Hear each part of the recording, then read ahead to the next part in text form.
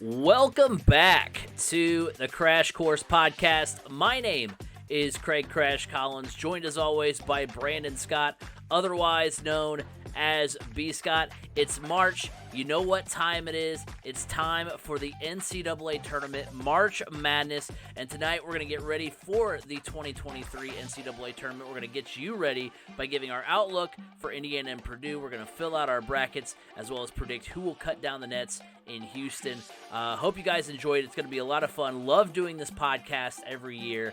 Absolutely enjoy it just because, you know, this is the first week, filling out the brackets, the lead up to the opening round of the tournaments got always so much joy, so much anticipation.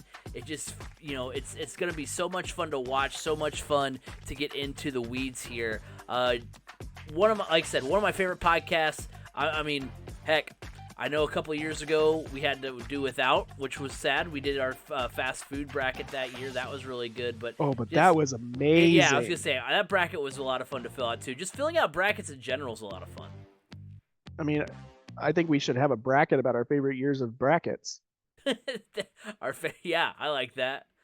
If I could remember all the brackets I filled out, but, you know. Yeah, but yeah, excited for the tournament this year. The only two representatives from Indiana are Purdue and IU, which is a little disappointing. There's an outside shot that Indiana State could be there. Ball State, I'm glad I didn't I'm glad I didn't get my hopes up because I feel like their season, it's kind of like the Pacers were for a few years there, where it seems like the same season just keeps playing out, where like Ball State is like supposed to do really well, and they have this great season, and it looks promising, and then they end up, by the time the dust settles, they end about third or fourth in the MAC, and they lose in the first round. So, yeah, I feel like that's just what keeps happening on repeat. But B. Scott, I mean, can you believe it? It's already time for the tournament. I know. No, I can believe it. We have reached the top of the hill. As far as March Madness goes, I remember I thought back in January, all eyes were on March already, and I thought I completely skipped over the month of February. Yeah. So in when I was thinking about everything I had to get done. So yeah, it's here. It's just let's get the ball rolling and let's crown us some champions. It's a crazy month. There's a lot of brackets flowing. We got the men's bracket, we got the women's bracket, and we've also got the wrestling bracket this week too.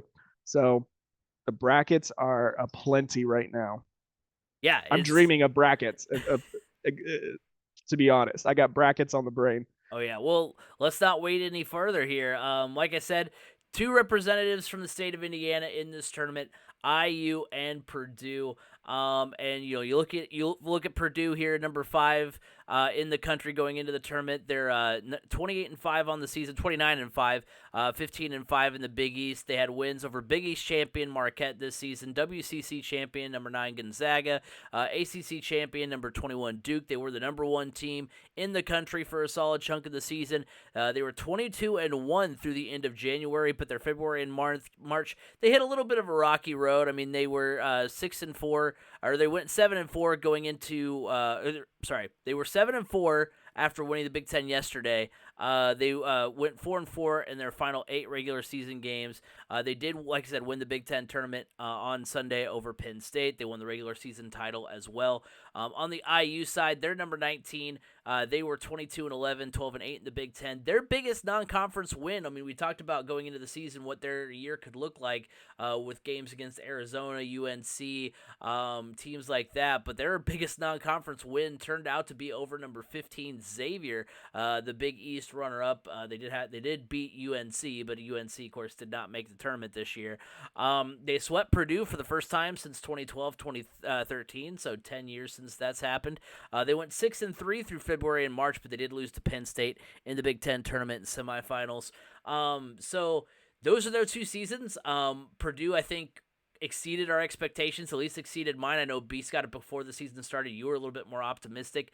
We thought the potential for IU was to get here, get a decent seed, and potentially make a run. I think they've done that. So we have 2 schools from the state of Indiana that can conceivably make a pretty solid run into the tournament. So I thought that would be an interesting place to kind of jump off on this podcast. Now that the bracket is out, who do we have the most confidence in? Who do we think goes further?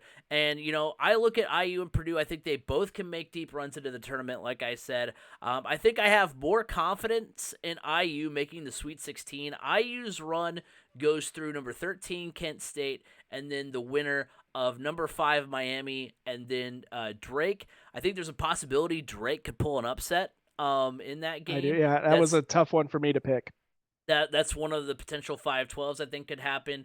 Miami did make a deeper run, but I don't want to say. I mean, the ACC is still a good conference, but they're not as strong as they were in years past. So I don't know what Miami being a 5 seed from the ACC necessarily means. I don't think it's necessarily as maybe the Miami team we've seen in the past, or even an ACC team we've seen in the past. So I think the road for IU to potentially get to the Sweet 16 is a little bit. I don't want to say easier than Purdue's, because Purdue's a one. It's a one seed, but in a way, there's a lot more.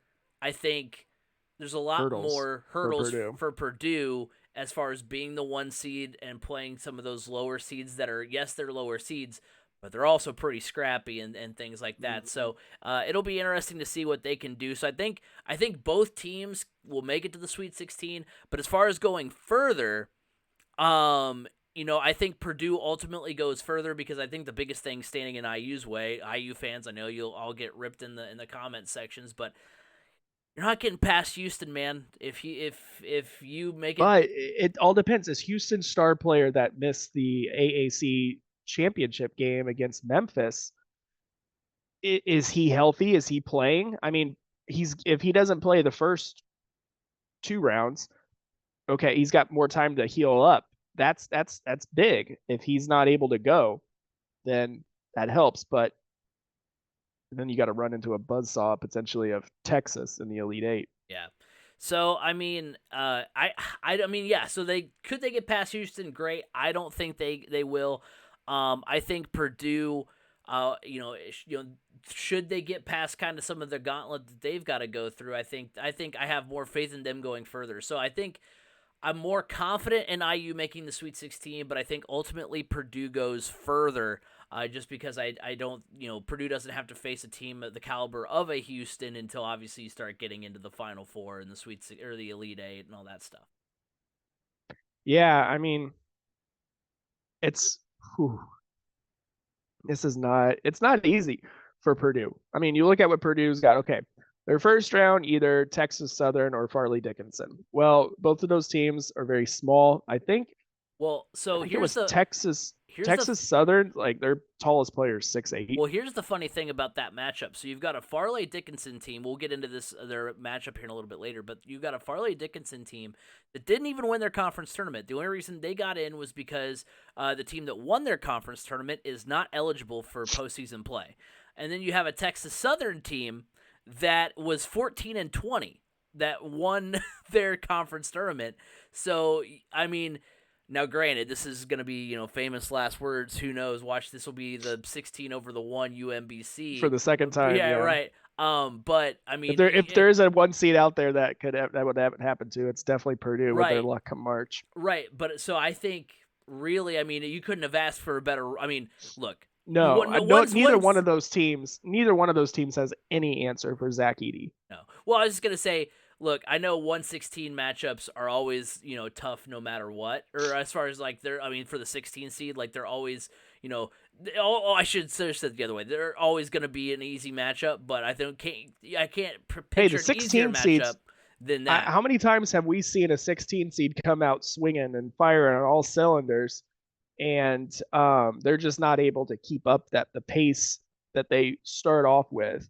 And it's like, usually you're watching that score bug in the top corner of a game that you're currently watching, and you're like, that 16 seed is playing that 1 seed really close. And then it's like, they get to the midway through the second half or early in the second half, and it's like, okay, there it goes. That's exactly how we expected it to go. It's like 33-29 at halftime, and then like you see the final score, and it's like 84-50, and you're like, oh, okay. Yeah, yeah. But I mean, it's Purdue's got a challenge, and of course, everybody's picking the upset special in the second round of Memphis over Purdue, but don't sleep on FAU against Memphis. FAU is a has a 7-1 center. Memphis goes as far as their star guard goes, and if he's not shooting very well, or they can't seem to overcome adversity, is from what I understand about this team. So don't sleep on FAU. It's going to be a tough matchup in the second round, regardless for Purdue. What's so funny to me is that everybody is saying there's no way Purdue can get out of this. Duke is in their region. Duke is in their region, and everybody's like, Duke is just going to steamroll them. Like, do you all not remember that Purdue absolutely boat raced Duke back in November? Yeah. Did that slip all of our minds? Like, did I dream that? Like, am I the? Like, it's weird. Well, I'm sure Now, it's I all will the say most of it is coming from the ESPN side of things, and ESPN is not happy right now with the Big Ten, obviously, because of the new TV deal that ESPN did not get the rights to the Big Ten games anymore. So, so it's not super surprising that they're all on board. I mean, of course, they're always going to be on board with the ACC and Duke, but it's like we all forgot about that. I mean, it does help Purdue in the fact that two of the better teams in their bracket they have already beaten this year in Marquette and Duke. Those are their two of their big wins. I mean, then you got Gonzaga as well, but yeah, it's definitely as far as like between Purdue and IU. IU definitely has the easier path to make it further, but I still have more confidence in Purdue, especially with the emergence of Brandon Newman and David Jenkins here over the last 5 games. That's huge for them because Fletcher Lawyer, something is off there. He's either injured or his legs are just totally shot and his confidence is gone. But if you can get David Jenkins those pick and pop threes that he was hitting at the Big Ten tournament, that's huge. That's huge. Whereas IU, they struggle with, I don't know how to put it. I heard somebody put it perfectly. Like when they lost to Penn State kind of shook things up and changed things up on them, and IU struggled making the adjustment to combat that. So I don't know. Because like that should have been a game IU wins walking away, to be honest. Now, if you look at like Andy Katz's bracket, he actually has Penn State making a run to the Elite Eight, which bold. But you got to go bold sometimes with your brackets. But and he's got IU making the Final Four along with Purdue, and which could very easily happen, especially if Houston's star player is still out. I mean, we saw what happened to Houston this past weekend in their conference tournament championship game against Memphis because of that one missing player. So I don't know. It's going to be tough. I think if I had to close my eyes and make just a gut pick, I think right now IU. If I had to pick, like I don't know because it doesn't go. It goes against my bracket. I'll say, but I think IU has a stronger chance and an easier path to make it further. yeah. I don't know, kind of a cop out, but I Well, don't think they'll make it further, but they have the better opportunity to make it further.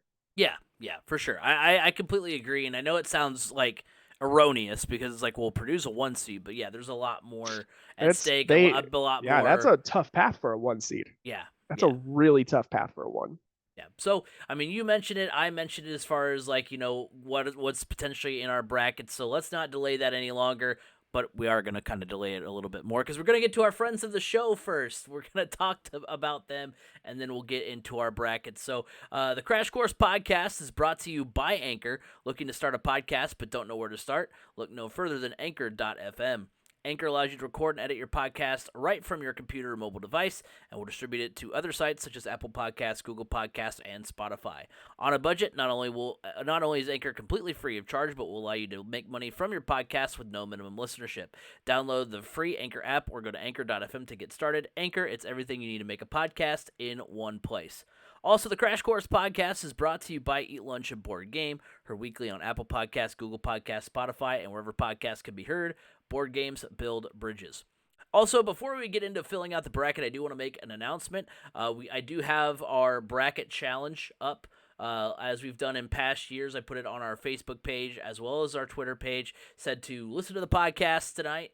And so basically what we're going to have, make sure you get your brackets in by noon. It's on our ESP. It's on through ESPN brackets. So make sure you go click that link. It's going to be pinned, at least for a little bit longer until, of course, I pin the podcast from today. But make sure go click on that link. No password or anything. You'll get in there, fill out your bracket.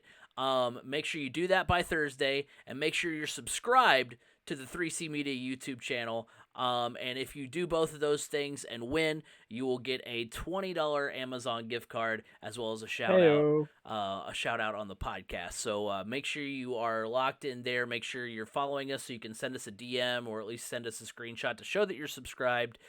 So that way we can get that all verified. So just a little fun tidbit there. So make sure you're locked in so you can win $20 and you can support the channel. So let's go ahead and get into our brackets here. Just before we got into it, I thought it might be fun to go back and remember what we had in the preseason. We were so wrong. On a couple of them. I mean, there's two that I think can still happen. Houston and UCLA for me. Maybe that's a little bit of a pipe dream. UCLA also has a big injury for them as well. So Houston has a big injury. So I need my two teams that have injuries to pull through. My other two teams were UNC and Arkansas. Those do not look well. UNC is not in it, but UNC is not even going to be playing it in the postseason. Arkansas also is a little bit of a long shot. You were a little bit more promising. You also had UNC, but you had Houston, Tennessee, and Kansas. So, but how are we supposed to know that UNC was returning so much and they were the preseason number one in the country? And it felt wrong picking them because it's like, oh, that's the easy pick. Apparently not. It says a lot about the expectations and how far they fell short, and the fact that they're not even going to the NIT. They're like, you know what? No, they turned down the NIT. Well, so they're not going. Yeah, that's what I mean. Yeah, they're okay. Yeah, I get what you're saying. Now I was like, yeah, they're not.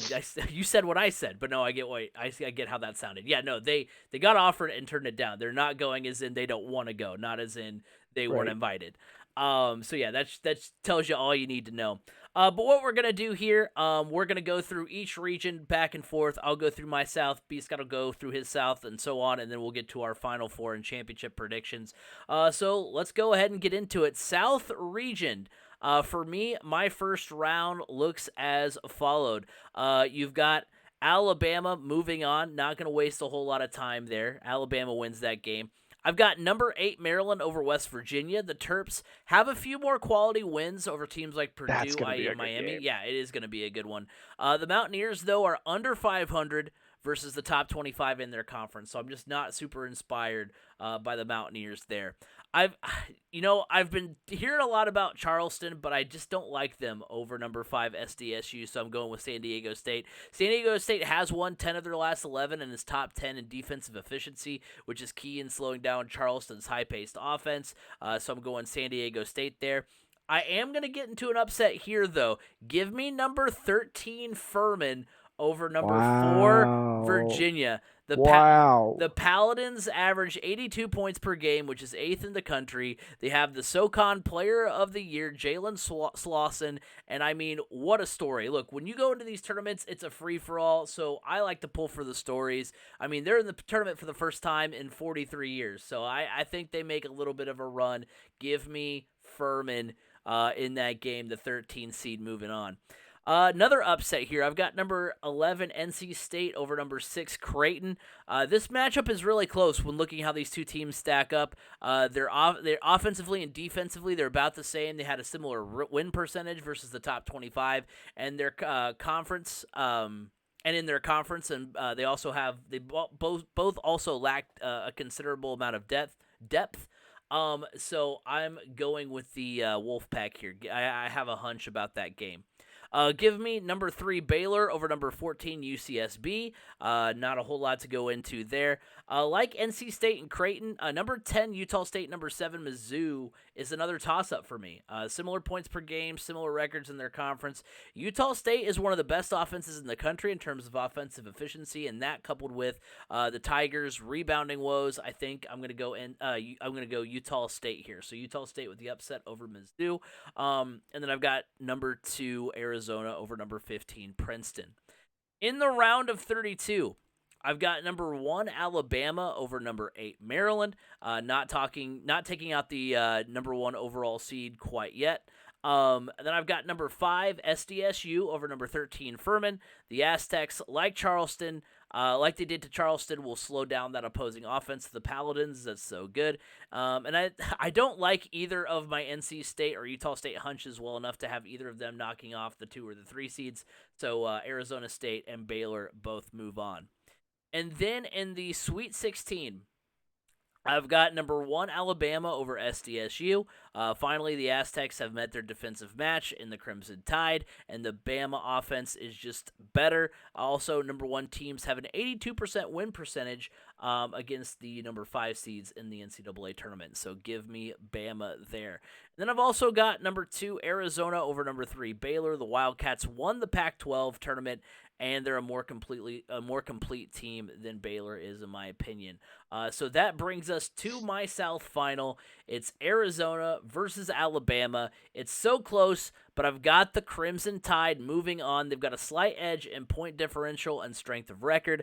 The SEC was the stronger conference and slightly stronger than in years past. So I think Alabama, number 1 overall seed, more battle tested.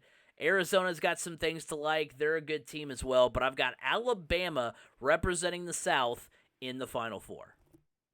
Wow. Okay. Okay. I see you. All right. So I'm gonna run through mine here, with occasionally giving some reasons behind certain things. All right. First round, I got Alabama advancing over the play-in game with the 16 seed. I am actually going number 9 West Virginia over Maryland. This one's a big toss-up for me. I think this is probably going to be one of the better first round games that we see, but I don't know. Maryland seemed to stumble a little bit here as of late, so sometimes it's just all about how you're feeling about yourself when you get into this tournament. I'm going West Virginia. I am going though with the 12 seed Charleston over San Diego State. It's one of those things, you got to pick a good upset somewhere. So I'm going with that one. Just like you said, Greg, you've heard a lot about Charleston here recently, and if you're hearing about them on a national level, that probably means some good things. So that's definitely one to keep an eye on. I don't have as much faith in Furman as you do. I think the experience of Virginia in the NCAA tournament prevails here. I do have Virginia advancing on. In the 6-11 matchup, I am going with Creighton just because of the size that Creighton brings to the table and Ryan Kalkbrenner. I think that's going to be a huge difference in that. And they just went through a gauntlet of very, very physical play within the Big East. I think that better prepares them. The 3 seed Baylor and 14 UCSB. I'm going 3 seed Baylor there. The 7-10 matchup, I've got Missouri advancing over 10 seed Utah State. And then in the 2-16, this one's pretty self-explanatory. I have Arizona moving on to the round of 32. So the round of 32, the first matchup I have here is 1 seed Alabama versus 9 seed West Virginia. I'm going Alabama here. Alabama's really playing at a high level. They are basically playing themselves against the world is kind of their mindset right now. Everybody's wanting to see them stumble, but I don't have that happening quite yet. 12 seed Charleston versus 4 seed Virginia. Give me Virginia in this one. Charleston's got a good team. They can make a good run, but Virginia's coming off the same kind of style of offense, high powered that they did against Furman, and they're going to be facing it against Charleston. I think Virginia's style of play, where they like to slow it down and be pretty methodical, that puts a stop to Charleston. 6 seed Creighton and number 3 seed Baylor. I am going with Baylor. This is still a team that's got a lot of experience in the NCAA tournament here recently. I mean, they're not too far removed from a national championship. So Baylor moves on. 7 seed Missouri versus the 2 seed of Arizona. Give me the Wildcats of Arizona to move on to the Sweet 16. All right, Sweet 16 time. Here we go. 1 seed Alabama versus 4 seed Virginia. This one's going to be very good. It's going to be the high power, athleticism, strength in Alabama versus the slow it down, be methodical, and play smart basketball Virginia. Give me Alabama here. I just think Brandon Miller right now is playing at a really, really high level, and it's going to be a really tough team to beat. So I got Alabama advancing on to the Elite Eight. 3 seed Baylor versus 2 seed Arizona. I'm going with the number 2 seed Arizona Wildcats here. They are flying high, playing really good basketball right now, coming through the Pac-12 tournament. Yes, I know UCLA had some injuries and they even lost another player during the tournament, but Arizona has been consistently in the conversation as one of the top 10, top 12 teams in the country, has a very solid resume. Give me Arizona to go on to the Elite Eight. So my Elite Eight in this region is definitely chalk, 1 seed versus 2 seed. I know that the likelihood of that happening is very slim, but give me Arizona here in the Elite Eight. I think eventually Alabama comes crashing down to earth a little bit, and they run into a buzzsaw right now in Arizona, who's playing very confident as well. I like what Arizona has been able to do. They had to go through a little bit of tougher challenge in their conference tournament than Alabama did. I think that better prepares them for this run. I got Arizona advancing to the Final Four. Yeah, Wildcats versus Alabama. That's a toss It's gonna up. be a I fun mean, one. it's you can't go wrong either way. I weighed it. It's one of those things where you fill out the bracket, you get to that matchup finally, you're like, what do I do? I don't know what to do. It's you got reasons to go for either one, so I like it. So you got Arizona. You have Arizona. I've got Alabama. Now moving on to the East region. First round, I have Purdue over the winner of Texas Southern and Farley Dickinson. Farley Dickinson didn't win their conference tournament. It was Merrimack who was ineligible to make the tournament, but they won their bracket. I mean, it's tough for Merrimack there, but Farley Dickinson's the team that gets in. Texas Southern finished under 500. So like we said earlier, I think if you're gonna get one matchup for 16 seeds, I think that's the better one. I've got number 8 Memphis over number 9 Florida Atlantic. Memphis has the better resume with wins over Houston, Texas A&M, and Auburn. I've got number 5 Duke over number 12 Oral Roberts. I so badly wanted to go with Oral Roberts here, but Duke has understandably the better resume. If Oral Roberts had any redeeming wins on the resume, I would have pulled the trigger there, and I did in some of my other brackets that I filled out. But this one, the one where it counts, I did not go with Oral Roberts to do what they did to Ohio State a few years ago. Number 4. Tennessee over number 13 UL Lafayette. The Vols are second in BPI with wins over Bama, Kansas, and Texas. I've got Kentucky over number 11 Providence. The Wildcats are one of the better rebounding teams and is in the tournament. One of the better rebounding teams in the tournament, and Providence is 1-5 when losing the rebound battle. So I'm going with Kentucky there. K-State over number 14, Montana State. The Wildcats are top 30 in terms of BPI. That's the power index there, and was above 500 against the top 25. Montana State is 108th in BPI. And then because I don't have any upsets really in this part of the bracket, I'm going to go with number 10 USC over number 7 Michigan State. I don't have an upset, like I said, and I don't like to go all chalk, so Trojans, you're up. They're top 50 in offensive and defensive efficiency. I've also got Marquette over Vermont. In the round of 32, number 1 Purdue versus number 8 Memphis. Like I said before, this could be a stumbling block for the Boilers, but I think Zach Edey will be the difference maker here. The Tigers' biggest strength is inside the arc, and they struggle with rebounding, which ergo Zach Edey, one of the best, one of if not the best player in college basketball, able to contribute in both of those categories to slow down Memphis. So I've got the slight edge to the Boilers. Number 4 Tennessee over number 5 Duke.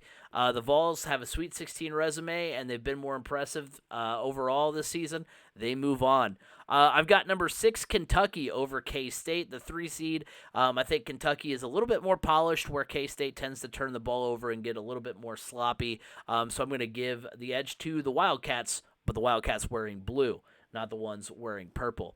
And then number 2 Marquette moves on over number 10 USC. 2 seeds are 9-1 since 2015 over 10 seeds. In the Sweet 16, I've got number 1 Purdue over number 4 Tennessee. The Boilers are one of the best teams in the country when it comes to offensive and defensive efficiency. They're also a strong rebounding and free throw shooting team, which is key as the tournament goes along. Purdue is more buttoned up, where the Vols or a little bit more buttoned up than the Vols are. So Boiler up one more time.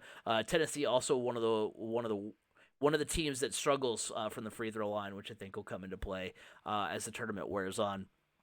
And then finally, I've got number 2 Marquette over number 6 Kentucky. Look, the Golden Eagles are just the better team, and I think this is where the road ends for the Wildcats. And then in the East Final, we do a lot of tournament previews on this show, whether it comes to the NCAA tournament. We do it with the girls and boys high school basketball tournaments. We do it with the football tournament as well for, the football state tournament for the IHSAA. Whenever there's a game in the regular season where 2 teams have played and it was close, I just fade that result. And Marquette and Purdue played a close game. Marquette lost by 5 in the regular season. So I'm going Golden Eagles here. I think Marquette gets Purdue back. They get the win, knock out the 1-seeded Purdue. Purdue gets all the way to the Elite 8, but still can't get to the Final Four. Give me the Golden Eagles of Marquette. Yeah, I mean, this bracket's tough. This is a tough bracket. This is probably the toughest one in the entire tournament. All right, let's dive into it. Purdue's advancing on to the round of 32. That's easy.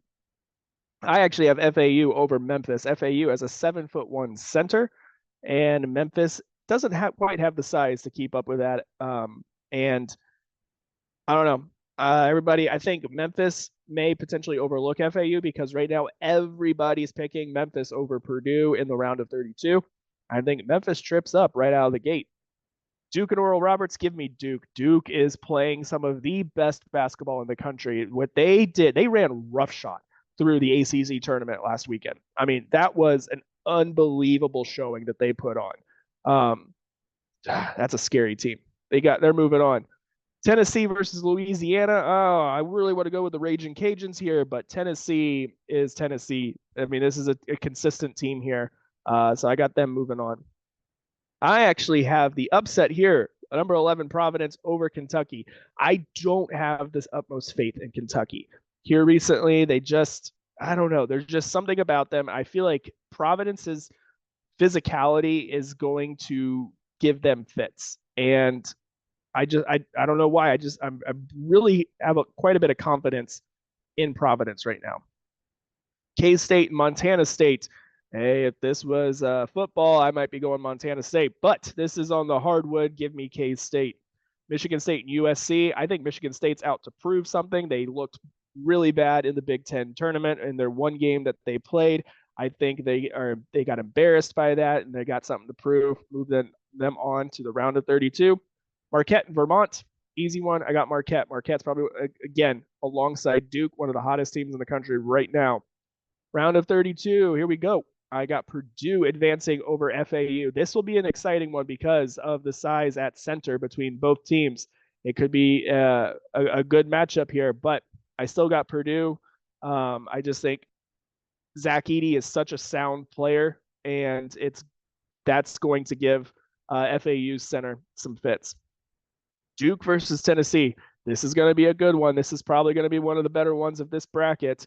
But it's easy to pick Tennessee here because I don't know. I'm not 100% sold on Tennessee completely at this point due to, I mean, they didn't look great in the SEC tournament. I'm going Duke here just because Duke, it looks like they flipped a switch. Those young players have gotten more experience. They're playing much, much better. than they were at the beginning of the season. Give me Duke to advance to the Sweet 16. Providence and K State. I'm taking Providence again here. Like I said, I'm really high on Providence. I think they make a good run. And then Michigan State and Marquette. I think Michigan State has a chance in this game, but Marquette is just too good. I'm moving Marquette on to the Sweet 16. All right, Sweet 16, the rematch that everybody that everybody forgets happened back in November over Thanksgiving weekend, the Sunday after Thanksgiving. Purdue versus Duke. This one, everybody's very quick to pick Duke to come out of this bracket, but not so fast. I still think the inside presence of Zach Edey and the inability for Duke to consistently have an outside shot or a shot beyond the perimeter is going to be challenging for them. So I got Purdue advancing on to the Elite Eight over Duke. Providence and Marquette. This is a tough one. These are conference foes here. They know each other very well, but the one team that was actually putting up a fight against Marquette for the Big East crown was Providence. I think Providence gets the job done here, and they move on to the Elite Eight. Elite Eight, Providence versus Purdue. This is good. This is good. This is a good matchup. Providence plays some pretty strong physical basketball. Purdue sometimes struggles with that. Not sometimes, they struggle with that a lot, especially here recently. But I think the presence of Zach Edey, he's playing at a really high level right now. Zach Edey is going to put this team on his back, and that's kind of what you need at this time of year.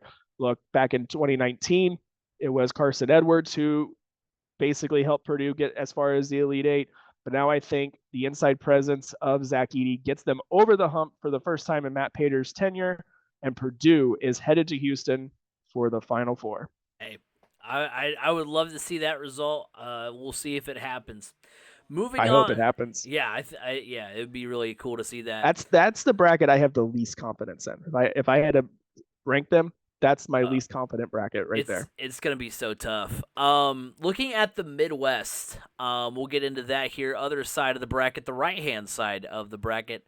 First round, number 1 Houston over Northern Kentucky. Number 8 Iowa over number 9 Auburn. It's simple. The Hawkeyes are hot. The Tigers are not. I've got number 5 Miami over number 12 Drake. Isaiah Wong helped lead this team to the Elite Eight last season, and I think he'll do some damage again this season, so Miami moves on. I think number 13 Kent State could upset number 4 IU. I think it could happen. But don't worry, IU fans. I put a but in there. Don't worry about that. The combo of Trace Jackson Davis and Jordan Hood Schifino will be just too strong. Give me the Hoosiers. I think Pitt beats Mississippi State in the play-in game, and they upset number 6 Iowa State as the 11th seed. I've got number 3 Xavier over number 15 Kennesaw State, number 14 Kennesaw State. Kennesaw State to me is interesting because on the one hand, Xavier has a lot of tournament experience. Kennesaw State, this is the first time ever that they've made it, so I don't know if that's an advantage or a disadvantage for Kennesaw State that no one really has a book on them, but I think ultimately Xavier moves on. Number 10 Penn State over number 7 Texas A&M. Look, the Nittany Lions made a strong run through the Big Ten tournament. They came 2 points shy of beating Purdue. So I think, I like what Penn State's doing right now. I think they're going to, at least win one tournament game here. And then I've got number 2 Texas over number 15 Colgate. Round of 32. Do I think Iowa could beat Houston? Yeah, I think they could. But I'm not super confident in that result, so give me Houston. Number 4, IU over number 5, Miami. It could go either way, but this is a Hoosier team that had the 11th best strength of schedule versus what the Hurricanes have, which is 68th in that category. The Hoosiers also are better in terms of BPI. I've got number 3, Xavier over number 11, Pitt, and number 2, Texas over number 10, Penn State. Then we get to the Sweet 16. I think Jamal Sheed versus TJD will be fun to watch. That'll be a fun matchup. But I think the Cougars are just a bit more complete, and I like their resume just a little bit better than IU's. So give me Houston to win there. Also, they were one of my Final Four teams, so I can't really bail on them in the tournament. Both Texas and Xavier boast great offenses, but Texas is just better defensively, so I'm going with the Longhorns there. And um, I do. Let's see. Did I get too ahead of myself? No. Okay, here I lost my spot there for a second. You know, I hate myself for doing this. I have three matchups of number one versus number two so far. Hook 'em horns. Yes. So it's going to be Texas versus Houston in the Midwest final. But I do think the Midwest final is where Houston falls. Texas is hot right now. They were winners of four straight heading into the madness with two wins over Kansas and a win over TCU as well. So they were really getting the job done. The resume overall is better. So I've got Texas headed to Houston for the Final Four. So Texas, the 2 seed, advances. All right, here we go. Midwest. I got Houston beating Northern Kentucky. Iowa over Auburn. Look, Iowa, which Iowa team are we going to get? The one that lost to Ohio State or the one that almost finished second in the Big Ten? Auburn is not playing really good basketball right now. That's a team that I don't think can pull the upset. So I'm going Iowa there. Miami versus Drake. Give me Miami. Indiana versus Kent State. Kent State's head coach used to be an assistant at Indiana under Kelvin Sampson. Was also one of the reasons Kelvin Sampson got caught cheating, but different story for another day. Um, so I have Indiana advancing over Kent State. I just think the combo uh, yeah, give me Indiana. No explanation needed there. Iowa State versus the play-in of Mississippi State and Pitt. This is going to be an interesting one. This is interesting, but I'm going with Iowa State. I just feel like they're playing pretty good basketball right now. So yeah, Penn State and Texas A&M. I'm going with Penn State, but I really wanted to go with Texas A&M because I think it would have been a fun matchup between Texas A&M and Texas. Obviously, I have Texas over Colgate, but I just thought, hey, good rivalry. But it's going to be Penn State. Penn State's going to wants to get that bitter taste of coming so close to the Big Ten championship win, and they take it out on Texas A&M. All right, round of 32. I have Houston over Iowa. Houston is too well-rounded of a team. And the strength of Houston is going to give Iowa fits. Miami and Indiana. This is a tough one to pick. It could go either way, but I feel like Indiana's a more sound team than Miami is right now.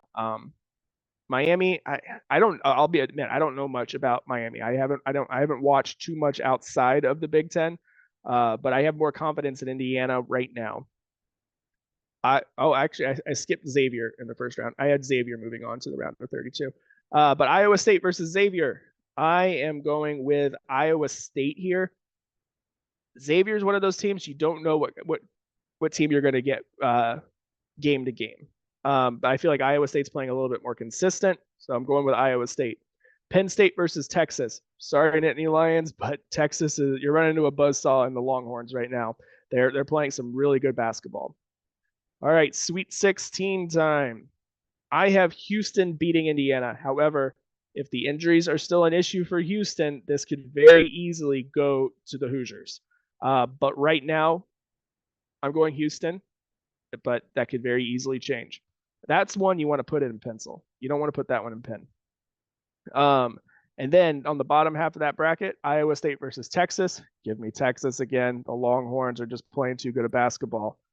All right, Houston versus Texas. Here we go. This is going to be a fun game, but give me the Longhorns to advance to Houston and play in their home state for the Final Four. Hey, I mean, this is the only one we've I been in mean, hey, agreement on so far. this one could have. I mean, it would be interesting if Houston advanced to the Houston Final Four. Yeah. Just gonna put that out there. Yeah, I mean, you look at, teams that have kind of lucked out in that category. First and foremost, I think of Butler playing in Indianapolis. I think of Michigan State playing in Detroit. Detroit. So it's happening. It would be cool to see. The only one we've agreed on so far, Texas coming out of the Midwest. So Texas is just really good right now. Oh yeah. I mean, what they did to Kansas was well, the fact that they did it like twice in a short amount of time too. It's not like Yeah. they beat Kansas on like something fluky earlier in the year and then beat them again close late in the year. I mean, they played very well in those I games. mean, they are the reason Kansas is not the number one overall seed. Right. Yeah. So that's it. What they've done in the last few weeks has been pretty impressive. Now, looking at the final region here, we've got the West. In the first round, speaking of Kansas, I've got them over number 16, Howard. Didn't want to pick the upset there. Number 8, Arkansas over number 9, Illinois. I don't even care to get into the specifics here. Give me one of my final 4 teams. I got them moving on to the round of 32. So I was going through the bracket. And I realized it's one of those things where you just kind of realize you forgot to do something, and then so you just kind of make it happen in the final little bit. I don't have a 12 over a 5, so I guess that happens here. I've got VCU upsetting St. Mary's. These two teams are darn near identical when it comes to offensive and defensive average. Defense is both teams' strong suit, so it'll be a fun matchup. But like I said, don't have a 12 over a 5, so VCU gets it done. I do have another upset here, number 13, Iona. Getting the win over number 4, UConn. Rick Pitino has a team in the dance. The Huskies tend to get into foul trouble, and Iona has the most accurate free throw shooter in Walter Clayton Jr. They're the Gales, right? Iona's the Yes. Gales. So Iona moves on. When I was filling out my outline, I kept wanting to put Gales there, but I was like, I'm probably wrong, and I just never looked it up. So I was You got that right. cool. I've got number 6, TCU over the winner of ASU and Nevada. I've got number 3, Gonzaga over number 14, Grand Canyon. I've got Northwestern over 10th seeded Boise team that kind of backed into the tournament. They struggled late in the year. And I've got number 2, UCLA over number 15, UNC Asheville. That's another team, UNC Asheville, that a lot of people are raving about as a potential upset team. And I mean, UCLA does have some injuries going into the tournament, so that one could be a potential big upset, but I still have UCLA moving on there. Round of 32, I have number 1 Kansas over number 8 Arkansas. The Razorbacks have lost 8 of 10 versus top 25 teams, so it doesn't really have a lot going for them there. I have more confidence in Iona than VCU, so give me number 13, Iona, to make the Sweet 16. Gonzaga is a better team offensively than TCU, so I don't think TCU can keep up. Gonzaga moves on there. And number 2, UCLA just lost one of their biggest contributors in Jalen Clark. They're 3-4 versus top 25 teams. Northwestern, on the other hand, is 4-1 versus top 25 teams. Give me the Northwestern Wildcats. Give me the purple and white to get the win over UCLA. The Wildcats have stepped up in big games. I think they beat a banged-up UCLA team. Give me Northwestern there. In the Sweet 16, I think number 1, Kansas ends the Cinderella run for Iona. And again, the Zags face a team that can play defense but can't keep up with them offensively. So that sets up a West final of Kansas and Gonzaga. A team has not won back-to-back tournaments since 2005-2006 with Florida. Gonzaga is just a much better team on offense than Kansas as far as their stats pan out. And also, you know what? I've done a lot of 1 versus 2s this entire tournament, and I feel absolutely disgusted. Give me Gonzaga to move on to the Final Four. I think this is where it ends for Kansas. Just for whatever reason, defending your title has just been too tough over these past, 15 or so years. Give me Gonzaga to move on out of the West. So you and I have quite some agreement. We have some differences in this bracket, but some good agreements. I have Kansas advancing to the round of 32. One of our Give me agreements. Yep, that's an easy one. So. Give me Arkansas over Illinois. I don't like the way Illinois is playing right now. They're just too wishy-washy. I mean, this team, I don't know. They don't have it much. Even though we're at the end of the season, they still don't have that team chemistry. It's just weird. I don't know. I am going with St. Mary's over VCU. I know a lot of people aren't that high on St. Mary's, but look, they're good. They're a good team. Are they Final Four team? No, but they're a good team. So they I feel like some people are saying they don't deserve that 5 seed. I think they do. They've had a pretty solid season. People are always down on St. Mary's, I feel like, going into the tournament. I think it's because they're the only team that can give Gonzaga a run, and we all bash on Gonzaga's conference and how easy it is for them. So people can't backtrack on what they're saying about the conference by saying, oh yeah, we like St. Mary's. But St. Mary's is a solid team. Mm-hmm. Like, I think people don't respect them also or think too highly of them because We just don't see them. We don't see them play because they play so late at night. Whereas we all see Gonzaga play during the non-conference seasons. We all know what Gonzaga is capable of and who they have and what they look like. We just don't know St. Mary's. Yeah. But I got St. Mary's advancing to the round of 32. UConn and Iona. This is a tough one. Your reasoning made me almost want to change it, but I'm going UConn. Yeah, no real reason. I don't know. All right, moving on. TCU. I have them advancing. That's an easy one. Gonzaga versus Grand Canyon. Give me Gonzaga. Northwestern versus Boise State. I kind of wanted to go Boise State here, but Northwestern is playing pretty decent basketball this year. And then UCLA, give me them over UNC Asheville. All right, round of 32 time. I have Kansas advancing over Arkansas. I don't think Arkansas is playing that great of basketball. They just so happen to get an easy first round matchup in my mind against Illinois. So I got Kansas advancing to the Sweet 16, where they will meet St. Mary's. I got St. Mary's over UConn. Like I said, don't sleep on them, but not Final Four team, but still, they can make a run. Give me Gonzaga over TCU. Gonzaga's rounded back into form from what they looked like earlier in the season when they got basically thrown off the gym floor against Purdue as well. But I think Gonzaga is playing much better. So I got them advancing to the Sweet 16. Give me Northwestern as well over UCLA. There's where one of the ones we agree on. I think Northwestern is playing really well. UCLA's the injury bug is bitten them, and that's gonna hurt them by the time they get to the Sweet 16 or to the round of 32. So I got Northwestern moving on to the Sweet 16. All right, Sweet 16 time. Kansas, you're headed to the Elite Eight yet again. No need for explanation there. And then, sorry, Northwestern, your Cinderella story comes to an end. Like I said, Gonzaga's playing much better basketball right now than they were earlier in the year. So give me Kansas versus Gonzaga in the Elite Eight. In the Elite Eight, I have Gonzaga over Kansas. After what I saw Kansas do against Texas, how they pretty much laid an egg, that made me much more confident in my pick with Gonzaga here. Gonzaga knows how now to get to the Final Four. They even know how to get to a national championship game and come so close to winning a national championship. But I got Gonzaga making it to Houston to play in the Final Four against Texas. So I guess that my Final Four is Arizona versus Purdue and Texas versus Gonzaga. Yeah, I was gonna say our I don't know what you can interpret what it means for your bracket as far as being in alignment with mine, but I was like we agree totally on the right side of the bracket with Texas and Gonzaga, but we disagree on the left That's side. that's the side of the bracket that I feel the most confident in. Yeah. Texas is playing really well right now, and the fact that there hasn't been a repeat champion.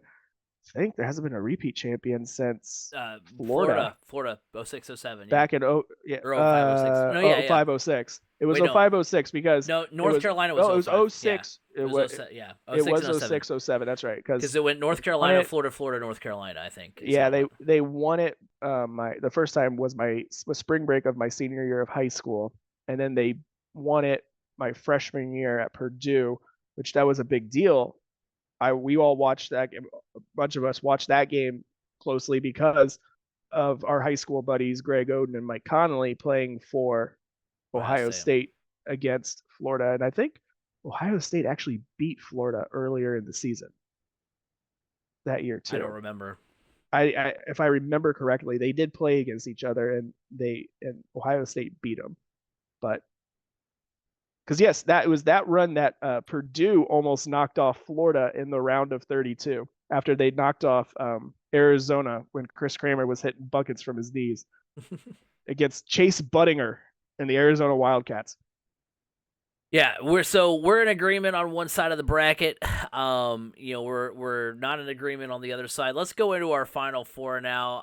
I'll do my Final Four national championship. Then B Scott, you'll go. So my Final Four, like I said, it's gonna be number 1 Alabama versus number 2 Marquette on the left side. Give me Marquette here. They control the game so well. They're up tempo offensively, but they can slow you down on defense. Give me the Big East Player of the Year, Tyler Kolek, and the Eagles here. The Golden Eagles advance to the national championship game. And then in the Final Four, or on the other side of the Final Four, number 2 Texas and number 3 Gonzaga. Finally, the Zags meet their match offensively with the Texas Longhorns.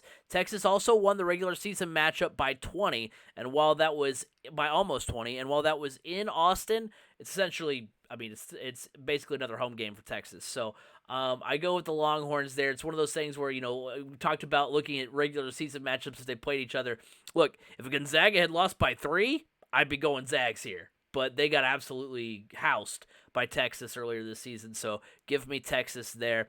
So that gives us a national championship of Texas and Marquette. And when I kind of put the pieces together on what this game would necessarily mean, oh, I was so giddy. You know me about making off the wall predictions and tying Yeah. strings together. I'm like that Charlie Day gif where he's what's the Got the guy's whiteboard with yeah all the yarn. yeah, what's the name of the guy? Like something Silvio. What Pepe Silvio. I've got Pepe Silvio on the board. Shaka Smart, the head coach of Marquette, once upon a time, and I say that like it was a long time ago, it was literally a couple of years ago, Yeah, I he know where you're going. was the head coach at Texas. And in his first season at Marquette, I think he beats his former team to give the Golden Eagles their first title since 1977. Give me Marquette to cut down the nets in Houston. They beat Texas for the national championship. Shaka Wow. Smart beats his former team from a couple of years ago. Can we give Texas props here for how they've turned their season Oh, around and how well they've played after the turmoil with the to say firing of their coach, and they've had then coach now issues of their own. I mean, talk about just absolutely insane. All right, my final four. I have number two seed Arizona versus 1 seed Purdue. I'm going with Purdue here on this one. I think the size of Purdue is going to give Arizona some fits. Um, and it seems like for Purdue here this season, well, first off, one fun fact Purdue is actually undefeated in neutral court games this year. So there you go. But I don't know. I feel like Purdue is kind of starting to turn it around, and I think they kind of revert back to what we saw them look like in the non-conference schedule. Look, the Big Ten is a gauntlet. The Big Ten plays such a physical style, and I don't think that is going to be that's going to happen in the NCAA tournament. That kind of in that sense that favors Purdue. Like you're not going to see Fletcher Lawyer go up for a layup and get completely laid out and no fouls be called. Um, that's just an example. But give me Purdue to advance to the national championship. 2 seed Texas versus 3 seed Gonzaga, just like yours. Except I am going with 3 seed Gonzaga over Texas. Look, like I said, Gonzaga was a totally different team at the beginning of the season when they played Texas last. I mean, this is going to be a tough one because the home crowd is going to be rocking for the Longhorns in Houston. But I just feel like Gonzaga has rounded into form nicely, and Texas is good. Texas is really good, and they're playing really hot right now. But eventually, sometimes when you're playing extremely hot, the steam runs out after a while, and I think that could potentially happen here. And um, also with Texas, they live and die by the jump shot, and I think Gonzaga will play some solid defense. Mark Few just gets his teams to play so soundly, but that's why I got Gonzaga advancing to the national championship. All right, my national championship is number 1 seed Purdue versus 3 seed Gonzaga. This is another rematch from the month of November. Um, this is going to be a fun one. This is totally going to be a fun one. I think this one plays out more like the hype surrounding or the excitement surrounding Purdue Gonzaga the first go around in November, where it was like, oh, this is going to be a fun matchup. Zach Edey versus Drew Timme. And it that time around, it didn't go like everybody thought. Everybody was hyped about. Um, I do still have Purdue winning this game, but this is going to be an exciting game. I just feel like I don't know. Purdue is also one of those teams here recently that the year after they had there was high expectations on them is always seems to be when they make their best runs. And I feel like this team is better set up to make a deep, deep run than they were even in 2019 because of the inside presence of Zach Edey. And you got the emergence also of David Jenkins and Brandon Newman. Look, that's going to be tough. And then the fact that Brandon Newman is probably right now one of Purdue's two best perimeter defenders. His defense is giving teams fits. I mean, look, he pretty much held Bo, no, or Pickett from Penn State. I want to say Bo Pickett. I had a wrestler named Bo Pickett when I coached. So, but and then you throw in the fact that Ethan Morton is also one of Purdue's top defenders. It's going to be tough for some teams to really score a lot against these Boilermakers because of the defense that they play. So yeah, I got Purdue as my national champion. And Craig, I have to thank you for not even picking Purdue to make the Final Four because of the crash kiss of death. Hey. So that way, now we know Marquette is not making the Final Four or winning the national championship because Craig Crash Collins has picked Marquette to win it all. West Lafayette rejoice. And Milwaukee, is that where they are? Is that where Marquette is? Is it up near Milwaukee? No, they're in they're like northern Wisconsin. Oh, they're in Wisconsin, right? They're in Wisconsin. They're close to the Upper Peninsula. Well, regardless, they're way north. They're not happy with me. West Lafayette is happy with me, and there you have it. Marquette for me winning the national championship. B. Scott has Purdue winning the national championship. It's gonna be. I have to. Right. I mean, you gotta stay true to. I'll tell you, when I was filling out my bracket, I originally had Alabama winning it all. I was like, it's really tough this year. Alabama to win that. This year, I feel like Alabama's gonna stumble. Yeah, for sure. I mean, it's really tough. It's really tough. This is a very tough year. So I don't blame you for anyone for going back and forth and trying to see, because it's anybody's game, and it will be a ton of fun to watch. Well, that will do it for this week's edition of the Crash Course Podcast. Thank you guys all for tuning in, listening in. Make sure you go follow us over on Facebook. Like us on Facebook, 3C Media. Go follow us on Twitter at 3C Media Sports. Go on over to the YouTube channel if you missed our IndyCar preview. I know the season started, but that's the most recent video, so go check that one out if you missed that, giving out some of our predictions there after a wild week at St. Pete a couple of weeks ago for them. Also, 3C Media over on TikTok as well. Go show some love. And remember, you can listen to us every week on Apple Podcasts, Google Podcasts, Spotify, wherever podcasts can be heard. You can hear the Crash Course podcast. You can find me at Crash Course FM on Twitter. B. Scott, where can they find you? You can find me on Twitter at Brandon_Scott87. Now, next week, we will be back. We'll be talking about the boys' state finals for basketball. It's already time to wrap up that season.